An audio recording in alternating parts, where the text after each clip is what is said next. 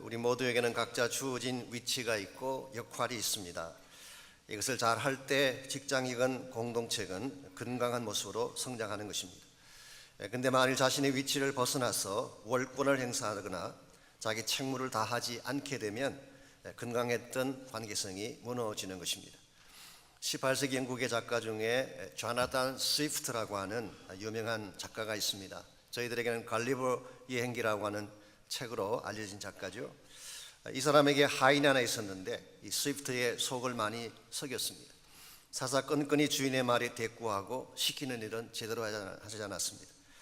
한 번은 스위프트가 하인을 데리고 며칠 동안 먼 길을 여행하게 되었는데 어느 도시에 도착을 해서 호텔에서 하룻밤을 잤습니다. 그 다음날 아침에 길을 떠나려고 하는데 보니까 어제 마차 바퀴에 묻어있던 진흙이 그대로 붙어 있는 것입니다. 조금 화가 난 스위프트가 아니 이제 분명히 바퀴에 묻은 진흙을 깨끗이 닦으라고 말했는데 왜 닦지 않았느냐. 그때 하인이 이렇게 답을 했습니다. 주인님, 어차피 오늘 또 더러워질 텐데 꼭 닦을 필요가 있겠습니까? 이 대꾸에 참 기가 차긴 했지만 어떻게 하겠어요. 그래서 사실 이렇게 말을 합니다. 하긴 그래, 자네 말이 옳을지도 모르지.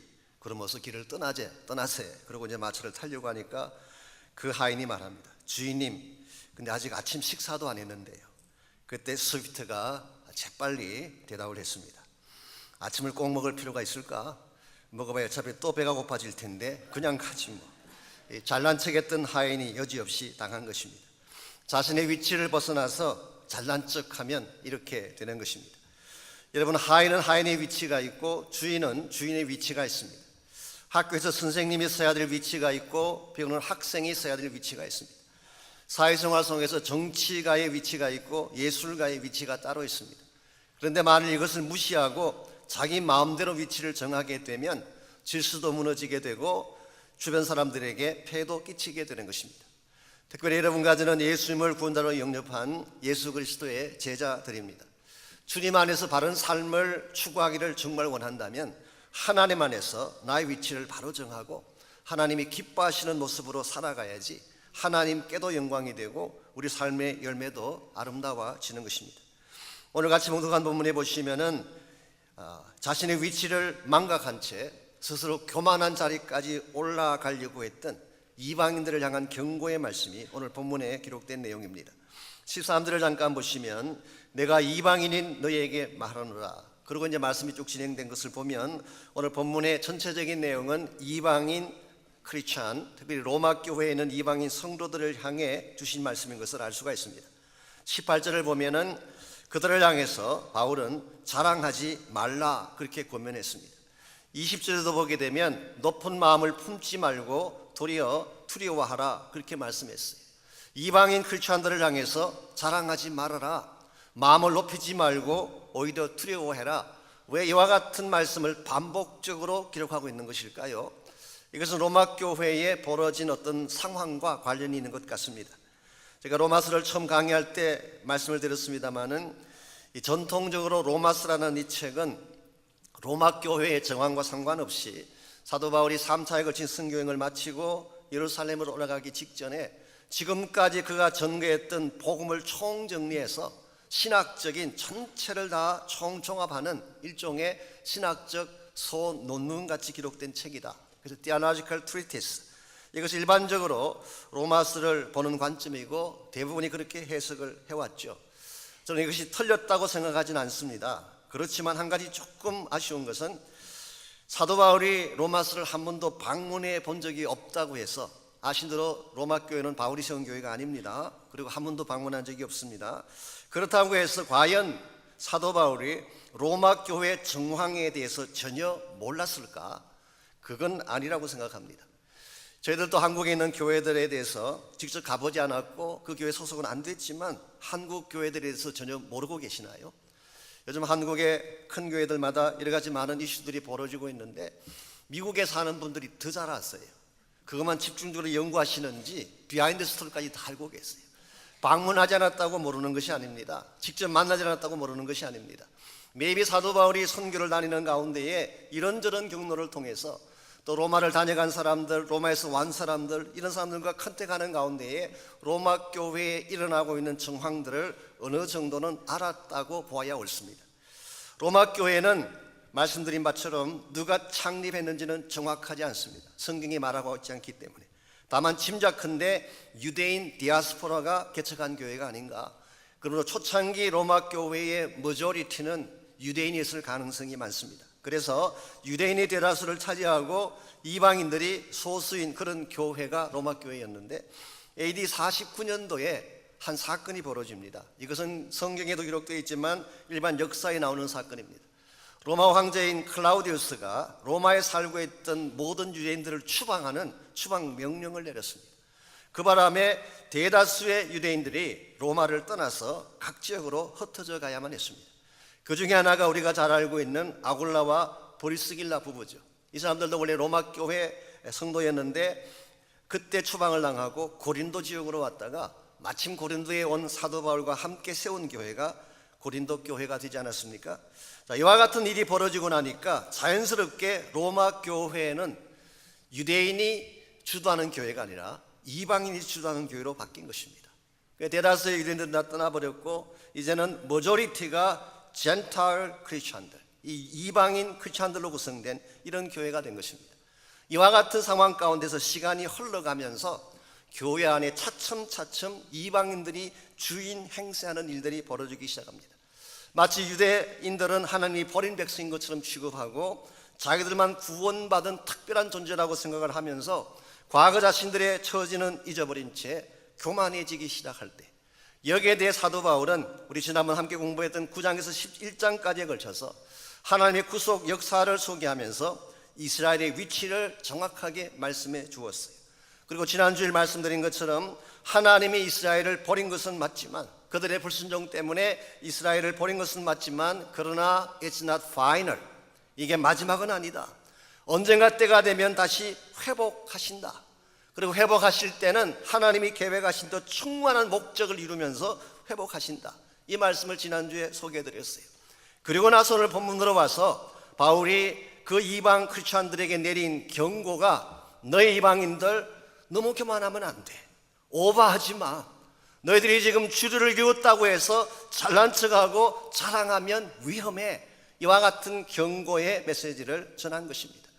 여러분들 로마 교회 성도들이 이와 같이 교만의 위험에 빠진 것 참 잘못된 방향이고 불행한 상황이라고 말할 수 있습니다만은 과연 로마에 있는 성도들만 이와 같은 함정에 빠질까요? 여러분과 저에게는 이런 문제가 없을까요? 일반적으로 힘들고 어려울 때는 하나님께 나가서 무릎을 꿇습니다. 눈물 흘리며 기도도 하죠. 겸손하게 주님의 은혜를 구하지만 인생이 조금 풀리게 되면 어떻게 됩니까? 과거의 그 모든 얻은 것을 다 잊어버리는 것입니다. 내가 무엇을 좀 갖게 되면 마치 하나님 없이도 살 수 있는 것처럼 큰 소리 치게 되고 기도를 중단하는 예들을 많이 볼 수가 있습니다. 그러면 우리가 크리스찬 삶을 살아가면서 가장 조심해야 되고 주의해야 될 사실 하나가 교만의 함정에 빠지는 것입니다. 내 인생의 모든 것은 하나님 손에 달려 있습니다. 지금 내가 누리고 있는 모든 축복의 근본 원인자는 하나님이세요.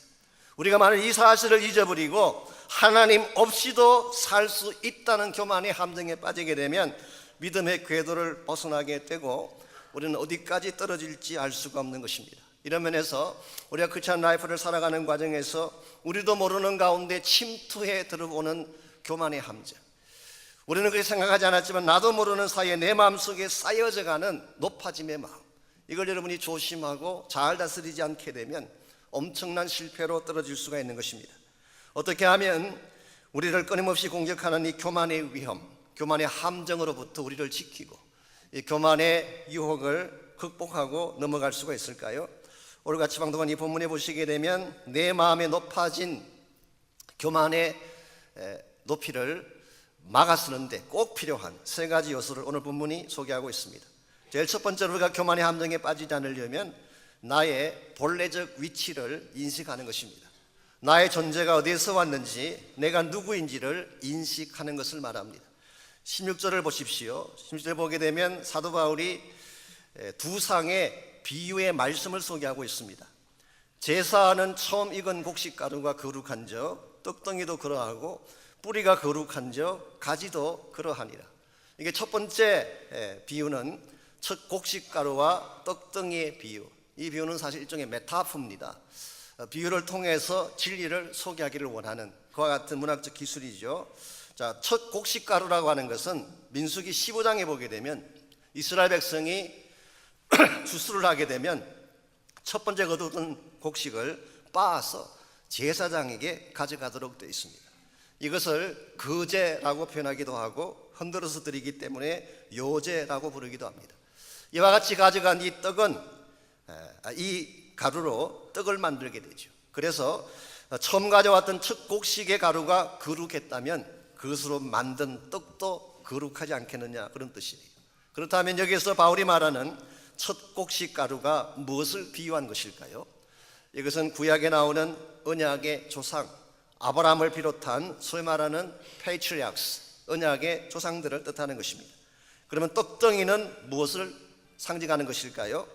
아브라함의 후손들을 상징하는 것입니다. 이 곡식가루로 만들었던 것이 떡덩이이기 때문에, 즉 아브라함의 후손들 유대인들을 뜻하는 것이죠. 두 번째 비유가 뿌리와 가지에 대한 비유를 말씀하셨습니다. 이것은 사실 앞에 나왔던 비유를 반복한 것인데요, 뿌리는 역시 언약의 조상인 아브라함을 비유한다고 할 수가 있습니다. 그 반면에 가지는 이스라엘 백성 유대인들을 말한다고 할 수가 있죠. 바울은 오늘 이 말씀을 통해서 원래 하나님께서 이 땅에 주신 원뿌리가 있다, 축복의 원뿌리가 아브라함과 그 조상들이다. 그들에게 언약을 주셨고 그들에게 하나님 나라에 대한 비전을 주셨는데, 그 후손으로 태어났던 가지들, 후손으로 등장했던 떡덩이가 바로 이스라엘 백성이고 그리고 유대인들이다, 이 사실을 소개하고 있습니다.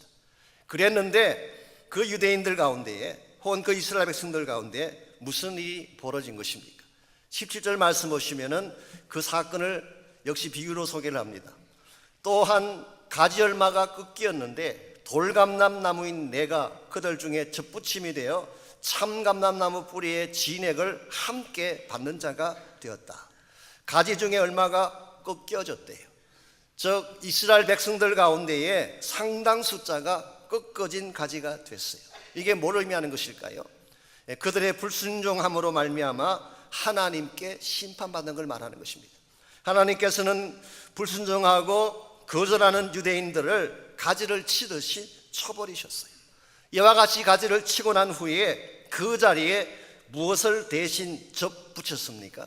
돌감람나무를 접붙였다. 이 돌감람나무가 바로 여러분과 저를 포함한 이방인을 말하는 것입니다. 실제로 역사적으로 예수 그리스도를 유대인들이 리젝트한 이후에 그들 민족은 꺾이어진 가지가 되어서 지난 2000년 동안 이곳저곳을 방황하는 헤매는 민족이 되고 말았어요. 그리고 유대인들이 거절한 바로 그 자리에 이방인들이 들어가서, 이방인들이 복음을 받고 이방인들이 하나님 백성의 자리에 들어가서 접붙임 받은 케이스가 된 것, 이게 오늘 본문에서 바울이 소개하고 있는 여러분과 저의 본래 모습입니다. 그러므로 우리는 아무리 잘났다고 이야기를 해도 본래 우리는 무엇이었어요? 돌감람나무였어요. 우린 참감람나무가 아니라 돌감람나무였어요. 우리말로 번역한 돌감람나무라는 이 말은 사실은 야생 감람나무다, 그런 뜻입니다. Wild olive tree, 이게 원래 뜻이에요. 팔레스타인 지역에 가면은 저 야생지에 들판이나 광야에 감람나무들, 야생 감람나무들이 많이 자라고 있습니다. 바울은 그것을 이방인으로 묘사한 것입니다. 이 팔레스타인 지역에 살고 있는 감람나무, 돌감람나무가 어떤 특징을 가지고 있는지 아십니까? 한 세 가지 특징이 있어요. 첫째는 방치되어진 나무입니다. Nobody cares, 아무도 케어하지 않는 들판에 버려진 채 방치된 나무가 바로 돌감람나무예요. 두 번째는 거름을 주거나 영양분을 공급하지 않습니다. No nourishment, 누구도 와서 거름을 주고 영양분을 공급해 주지 않기 때문에 세 번째로 이 돌감람나무는 말라 비틀어질 수밖에 없고 열매가 있을 수가 없는 것입니다. 설사 열매가 맺힌다고 할지라도 그 열매는 작고 쓴맛이 나는 그런 열매밖에 맺을 수가 없는 것, 이게 오늘 성경이 소개하고 있는 우리의 본래 모습이었어요. 우리는 원래 이방인이었습니다. 하나님의 언약 백성이 아니었어요. 하나님의 축복권에서 아웃사이드에 있던 이방인, 외방인에 불과했던 것인데, 그 결과 우리 하나님은 우리를 돌보지 않으셨고 하나님과 상관없는 삶을 살아왔던 여러분과 저였는데, 하나님께서 돌감람나무였던 여러분과 저를 하나님의 참감람나무에 접붙여 주셔서 생명을 얻게 하시고 다시 한번 회복이 일어나게 하시고 선 뿌리를 가진 나무가 아니라 스윗한 열매를 맺는 존귀하고 아름다운 나무가 되게 하신 것, 이거를 사도 바울이 소개하는 여러분과 저의 본래 모습입니다. 우리가 이 사실을 알 때, 내가 누구였는가라고 하는 이 사실을 바로 알 때 바른 자세로 하나님께 나아갈 수가 있는 것입니다. 내가 잘나서 여기까지 온 것 아닙니다. 내가 노력해서 잘 살게 된 것이 아니라 하나님이 여러분과 저를 참감람나무에 접붙여 주셨기 때문에 그 참감람나무의 뿌리에서 올라오는 진액을 빨아먹고 놀라운 축복과 생명을 누리며 살게 된 것입니다. 우리가 이 사실을 기억할 때 내가 아무리 높은 위치까지 올라가고 가진 것이 많다고 할지라도 교만할 수가 없다는 것입니다. 그러므로 우리가 스스로 높아지려고 하고 내 마음이 교만해지려고 할 때 첫 번째로 기억해야 될 것, 나는 돌감람나무다. 나의 본래 모습이 무엇인가를 인식하는 것입니다. 두 번째로 하나님의 은혜가 어떤 것인가를 기억하는 것입니다. 저는 이것을 초월적 은혜라고 부르고 싶습니다. 왜 제가 초월적 은혜라는 단어를 선택했냐고 하면, 이것은 일반적인 혹은 상식을 넘어선 초자연적인 강권적인 은혜이기 때문에 저는 초월적 은혜라고 표현을 했습니다. 여러분 17절을 다시 보십시오. 돌감람나무인 내가 그들 중에 접붙임이 되어 참감람나무의 진액을 받는 자가 되었다, 그렇게 표현을 했습니다. 우리가 돌감람나무였는데 참감람나무의 접붙임을 받는 순간 진액을 공급받고 축복의 뿌리에 연결된 사실을 설명하고 있습니다. 그런데 이와 같이 우리가 참감람나무에 접붙임 받게 된 원인이 뭐냐는 것입니다. 누가 우리를 그렇게 접붙여 주셨을까요? 23절에 보시면 그 답이 나와 있습니다. 접붙이실 능력이 누구에게 있다고 했어요? 하나님께 있음이라고 했어요. 우리가 노력한다고 접붙여지는 것이 아닙니다. 내가 애쓰고 업적을 쌓는다고 해서 접붙임 받는 것이 아니라 하나님이 우리를 접붙여 주실 때, 그러므로 이것은 우리의 공로와 아무 상관이 없는, 나의 자격과 아무 상관이 없는 하나님이 일방적으로 베풀어 주신 사건이기 때문에 우리는 이것을 은혜라고 부르는 것입니다.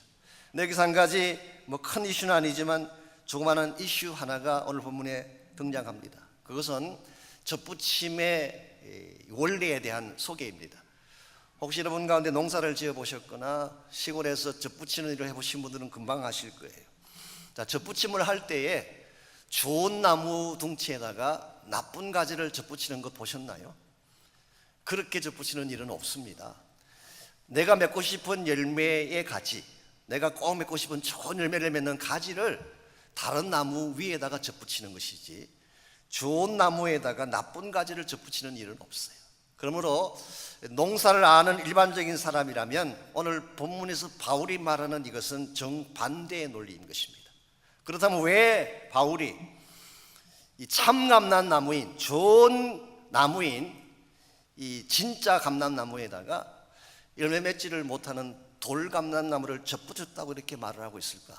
두 가지 가능성이 있습니다. 첫 번째 가능성은 바울이 무식해서 그렇다, 바울이 잘 몰라서 실수한 것이다, 그렇게 볼 수가 있죠. 그런데 과연 바울이 이걸 몰랐을까요? 바울이 물론 다른 분야에도 전문가이기도 하지만 이 사람은 팔레스타인 지역에 대해서 훤하게 아는 사람입니다. 농사 짓는 것을 모를 리가 없어요. 그러므로 바울이 무식해서 그렇다고 해석하는 것은 조금 앞뒤가 맞지 않는 것 같습니다. 그렇다면 왜 이렇게 했을까? Maybe 사도 바울이 의도적으로 무엇인가를 표현하기 위해서 이렇게 했을 가능성이 있다. 이게 제임스 던이라고 하는 유명한 학자가 소개한 내용입니다. 이 접붙임의 케이스가 쉽게 표현하면 자연적인 순리가 아니라 자연적인 순리를 against한, 자연적인 순리를 넘어선 하나님의 초자연적 사건인 것을 나타내기 위해서 일반적인 방법, 상식적인 방법, ordinary한, natural한 방법이 아니라 extraordinary way of grafting, 비상식적이지만 엑스트라 오디너리 하지만 자연적인 모든 법칙들을 어겨가면서까지 하나님께서 행하신 은혜의 사건, 이게 바로 여러분과 저를 구원하기 위해 하나님이 실제로 하신 일입니다. 하나님이 이방인이었던 여러분과 저를 위해 예수 그리스도를 이 땅에 보내주셨어요. 그리고 그분을 믿기만 하면 구원받을 수 있는 축복을 허락해 주셨습니다. 여러분, 이게 얼핏 생각하면 자연스러운 것처럼 느껴질지 모르지만 이건 상식적이지 않아요. 아무 가치가 없는 여러분과 저에게, 우리가 아직 죄인일 때에 살려봐야 아무런 의미가 없는 여러분과 저를 위해서 하나밖에 없는 독생자 예수 그리스도가 죽임을 당하고 죄인 아닌 그분이 죄인이 되어서 끔찍한 십자가형을 받게 하신 사건, 그렇게 함으로써 이방 땅에 홀로 버려져 살아야 마땅했던 여러분과 저를 하나님의 거룩한 나무에 접붙게 하시고 하나님의 언약과 약속의 백성이 되게 하셔서 천국의 유산을 물려받게 하신 이 사건은 It's not natural. 이건 절대로 자연적인 방법이 아니에요. 이것은 초자연적인 케이스입니다. 그래서 저는 초월적인 하나님의 역사가 아니면 일어날 수 없는 사건이 바로 우리를 구원하신 하나님의 은혜 사건입니다. 그랬기에 존 웨슬리의 동생인 찰스 웨슬리, 찬양 작가지 않습니까? 그분이 불렀던 찬양 가운데에 Amazing love, how can it be? 놀라운 사랑, 어떻게 이것이 가능합니까? 어떻게 거룩하신 하나님의 아들이 나를 위해 죽을 수 있단 말입니까? Amazing love, how can it be? 있을 수 없는 사건, 납득할 수 없는 사건, 우리의 모든 상식을 뒤집고 넘어선 사건이 바로 하나님이 여러분과 저를 구원하시기 위해 베푸신 은혜이기 때문에 우리가 이 사실을 깨닫고 이 초월적인 은혜 앞에 나아갈 때 우리는 비로소 교만을 벗어날 수가 있게 되고 하나님 앞에 바른 자세로 서게 되는 것입니다. 사실 하나님의 은혜 앞에 나갈 때 우리는 너무 당연한 마음으로 나가요. 여러분, 예배를 드리고 구원받고 천국 가는 것이 당연한 것인가요? 아닙니다. 당연한 거 아니에요. 우리가 정말 하나님의 은혜를 바로 한다면 좀 황송한 마음을 가져야 돼. 내가 이런 사랑 누려도 괜찮은가? 내가 이런 축복을 누려도 괜찮은가? 하나님 때문에 구원받고 이 소망 갖고 사는데 과연 이게 내가 괜찮은가? 아무리 생각해도 자격이 되지 않는 나에게 베푸신 은혜를 기억하며 황송해야 하는 마음, 이게 성경이 말하고 있는 바른 자세, 성숙한 그리스도인의 자세입니다. 일반적으로 우리는 내가 받을 축복이나 권리에 대해서는 철저해요. 다 기억해요. 절대 잊어버리지 않아요. 하나님이 나에게 베푸신 은혜는 쉽게 잊어버리는, 우리 모두에게는 영적 건망정세가 있습니다. 요즘 저희들이 특별 새벽 기도를 하고 있습니다만은 몇 년 전에 저희 교회에서 특세를 할 때 권사님 한 분이 일주일 동안 6일 동안을 매일 새벽에 우리 스태프들 식사 대접을 해주셨어요. 매일을 그렇게 해주시니까 제가 좀 마음이 감사하기도 하고 황송하기도 해서 그분에게 물었어요. 아니, 왜 매일 아침마다 이렇게 저희들을 대접해 주십니까? 물었더니 답변하시기를 건망증이시면서 그렇대요. 대접을 했는데 이게 했는지 안 했는지 헷갈리고 긴가민가해서 그게 또 사주고 또 사주는 거예요. 제가 속으로 그런 건망증은 축복된 건망입니다. 내가 축복한 거, 내가 베푼 거 잊어버리는 건 좋은 것이죠. 내가 누구에게 선한 일을 하고 착한 일을 했던 것은 여러분 망각해도 괜찮아요. 그런데 하나님이 나에게 주신 은혜는 절대 잊어버리지 마십시오. 이걸 망각하게 되면 나도 모르게 교만하게 되고 나도 모르게 신앙의 궤도를 벗어날 수가 있기 때문에, 이런 면에서 우리 모두를 공격하는 이 교만의 함정을 바르게 이겨내려면 첫 번째는 내가 누구인가를 인식해야 돼요. 나는 돌감남나무다. 나는 자격이 되지 않는, 누구도 케어하지 않던 버려진 것과 같은 인생이었다. 이 사실을 깨닫는 것입니다. 두 번째는 하나님의 은혜로 접붙임 받았다. 하나님의 은혜가 아니면 살 수 없는 존재였는데 그분 은혜 때문에 이와 같은 생명과 영원한 소망의 축복을 누리게 되었다. 이것을 기억하는 것입니다. 마지막 세 번째로 우리가 교만의 함정에 빠지지 않으려면 필요한 것이 하나님의 경고를 기억하는 것입니다. 저 경고의 말씀에 유의하는 것입니다. 22절을 보시면 하나님께서 가지고 계시는 두 가지 상반되는 것처럼 보이는 속성이 소개되어 있습니다. 22절, 그러므로 하나님의 인자하심과 준엄하심을 보라. 넘어지는 자들에게는 준엄하심이 있으니 너희가 만일 하나님의 인자하심에 머물러 있으면 그 인자가 너희에게 있으리라. 그렇지 않으면 너도 찍히는 바 되리라. 여기 인자하심이 나오고 준엄하심이 나옵니다. 인자라고 하는 단어는 어려운 단어가 아닙니다. kindness, 긍휼, mercy, 사랑, 그렇게 번역할 수가 있는 단어예요. 근데 준엄이라고 번역한 이 단어는 실제로 헬라어 가운데에 오늘 본문에만 나오는 독특한 단어라고 합니다. 아포토미아라는 이 단어가 신약성경 전체에서 오늘 본문에 딱 한 번 나온대요. 그래서 사실은 해석이 쉽지 않는 단어 중에 하나죠. 일반적으로 harshness, severity, 엄격함, 철저한 응징, 그렇게 번역을 합니다마는 일종의 심판의 의미를 담고 있는 공의의 단어라고 보면 맞을 것 같습니다. 즉 하나님은 여러분과 저에게 두 가지를 가지고 다가오고 계세요. 하나는 인자입니다. 하나님 여러분에게 사랑을 안겨주실 수 있고 긍휼과 인자함을 안겨주실 수가 있어요. 동시에 하나님은 여러분과 저에게 준엄하면서도 엄격한 심판을 안겨줄 수도 있어요. 무엇이 그것을 결정할까요? 하나님은 둘 다를 가지고 다가오시는데 인자를 받을 것이냐 준엄한 심판을 받을 것이냐, 무엇이 그것을 결정할까요? 오늘 본문을 여러분이 다시 보시면은 여러 차례 반복해서 나오는 단어가 하나 있습니다. 믿음으로, 믿었기 때문에. 결국 여러분과 제가 하나님의 인자하심을 받고 참 감람나무이신 하나님에게 접붙임 되게 하는 비결은 믿는 거예요. 우리의 모습이 어떠하든지 상관하지 아니하고 믿음으로 하나님께 나가게 되면 하나님 반드시 인자를 베풀어 주십니다. 내가 아무리 많은 죄를 범하고 아무리 누추한 가운데서 살았다고 할지라도 믿음으로 하나님께 나가기만 하면 하나님은 인자심과 무한한 용서를 가지고 우리를 받아주세요.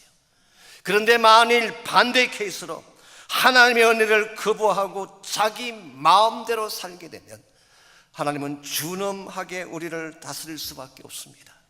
그래서 하나님께서 우리에게 준엄한 경고의 메시지를 던지는데 그럼에도 불구하고 끝까지 하나님의 오프를 받지 아니하고 거절하게 되면 오늘 22절 마지막 부분에 기록된 말씀처럼 너도 찍히는 바 되리라. 무슨 워닝이에요? 하나님께서 유대인들을 찍으신 하나님이에요. 그들이 불순종하고 그들이 하나님을 거절했을 때에 자기가 택했던 민족인 유대인을 찍어내신 그 하나님이 이방인 너희들일까 보냐, 그런 뜻이에요. 이건 아주 스트롱한 경고의 말씀, 굉장히 강한 경고의 말씀인 것입니다. 하나님 여러분과 저에게 이와 같은 경고를 하실 때 그때 우리가 carefully 유의해서 그 말씀을 들어야 됩니다. 그리고 그 말씀에 순종해서 하나님께로 나아가야 돼요. 그렇지 아니하면 우리는 하나님의 인자와 긍휼을 받는 것이 아니라 준엄한 손길을 경험할 가능성이 많기 때문에. 혹시 저께 여러분 가운데 US 오픈 테니스 결승전 보신 분 있나요? 어제 뉴욕에서 그 US 오픈 여자 결승전이 열렸습니다. 물론 저도 본 거 아닙니다. 시간이 안 돼서 보지 못했고 뉴스를 봤는데 뉴스에 보니까 결승전에 일어났던 그 이슈 하나를 뉴스가 크게 다루었어요. 그 세레나 윌리엄스라고 하는 우리 흑인 여자 선수죠. 이번엔 그랜슬램 타이틀만 23개를 가지고 있는 한마디로 레전드입니다. 테니스계의 전설 같은 그런 선수죠. 그런데 세레나와 붙은 상대편 선수가 네오미 오사카라고 하는 일본 선수, 사실 혼혈이긴 하지만 일본 선수입니다. 20살밖에 안 된 19살 나이 차이가 나는 이런 상대와 챔피언십 경기를 하게 된 것입니다. 근데 경기 도중에 주심이 세레나에게 경고를 했어요. 왜냐하면 그 코치와 경기 도중에 사인을 주고받았다 그래가지고 경고를 했습니다. 워닝을. 그걸 받고 그냥 지나갔으면 끝났을 텐데 세레나가 화를 냈어요. 굉장히 업셋됐어요. 그래서 자기 가지고 있던 라켓을 땅에 던지면서 분을 표현했습니다. 그랬더니 세컨 워닝이 왔어요. 첫 번째 워닝은 그냥 워닝으로 끝나지만 두 번째 워닝을 줄 때는 한 포인트를 감점합니다. 한 포인트 감점이 왔어요. 이걸 듣게 된 스리나가 주심을 향해서 thief라고 하는, 도둑이라고 하는 이 막말을 퍼붓게 됐어요. 그랬더니 세 번째 경고가 주어졌어요. 세 번째 주어질 때는 한 게임이 몰수되는 것입니다. 그래서 그냥 두었더라면 어떻게 끝났을지 모르는 그 챔피언십이 한 게임을 몰수당하는 바람에 결국 패배로 끝나고 말았어요. 왜 이와 같은 일이 일어났을까요? 세레나 윌리엄스 본인은 여자기 때문에 차별당한 것이다 그렇게 항변을 하고 있지만, 제가 이 기사밀에 달린 댓글들을 봤더니 대다수의 사람들이 그렇게 보고 있지 않아요. 세레나 윌리엄스가 교만했기 때문이다. 내가 그래도 테니스계의 레전드인데, 전설 같은 존재들이 감히 나에게 경고를 줘.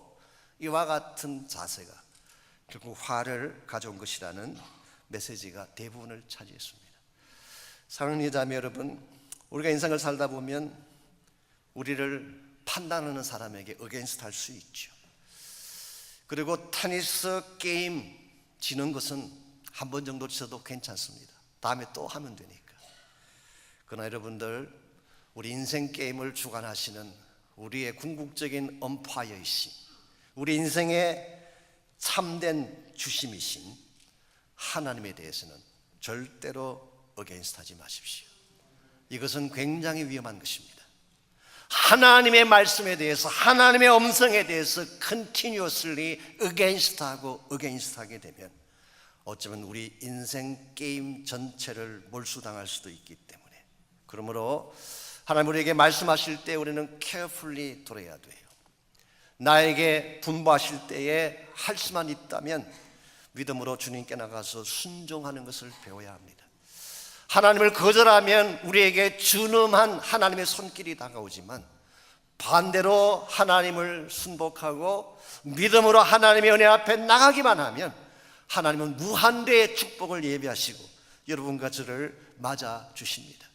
여러분, 우리 인생의 모든 것은 하나님께 달려 있습니다. 사는 것도 그분에게 달려 있고 죽는 것도 그분에게 달려 있어요. 성공도 그분에게 달려 있고 실패도 그분에게 달려 있어요. 행복도 그분의 손 안에 있고 불행도 그분에게 있는 것입니다. 우리가 우리 혼자의 힘으로 인생을 절대로 아름답게 살아갈 수가 없습니다. 우리는 마치 들판에 홀로 버려졌던 돌 감람나무와 같은 존재이기 때문에, Wild olive tree, 누구도 케어하지 않는, 누구도 돌보지 않는, 그야말로 고아처럼 버려져서 살아갔던, 메마른 가슴을 안고 상처를 안고 선풀을 안고 살아갔던 것이 여러분과 저였어요. 이와 같은 우리 인생이 어떻게 우리의 자력으로 행복을 찾을 수가 있으며 우리의 자력으로 어떻게 생명을 얻을 수가 있겠어요? 우리 힘으로는 안 됩니다. 믿음으로 하나님께 나가게 되면 하나님이 은혜로 여러분과 저를 생명나무에 접붙여 주셔서 다시 살게 하시는 것입니다. 그때의 참된 믿음의 뿌리, 능력의 뿌리, 하나님의 무한대 차원의 뿌리에 우리가 커넥트 되어지게 되면, 우리가 아무리 연약하고 미약할지라도 하나님이 우리에게 공급해 주신 능력을 통해서 우린 다시 일어날 수가 있고 회복될 수가 있고 참된 생명과 축복 가운데 살아갈 수가 있습니다. 하나님 여러분과 저를 사랑하시기 때문에 이와 같은 축복의 뿌리를 준비하시고 여러분과 저를 초청하고 계십니다. 혹시 여러분 가운데 지금까지 내 힘으로 살겠다고 생각했던 분이 계신다면, 나의 노력, 나의 의지, 나의 업적만으로 인생을 살 수 있다고 생각했던 분이 혹시 계신다면, 자만했던 나의 모든 것들을 다 내려놓고 하나님의 은혜 앞에 나오는 시간이 있기를 바랍니다. 은혜 아니면 살 수가 없기 때문에, 하나님이 나를 도와주지 않으면 나는 한순간도 살 수가 없기 때문에 이 시간에 우리 한번 같이 우리 찬양 같이 하고 기도하는 시간 가지면 좋겠습니다.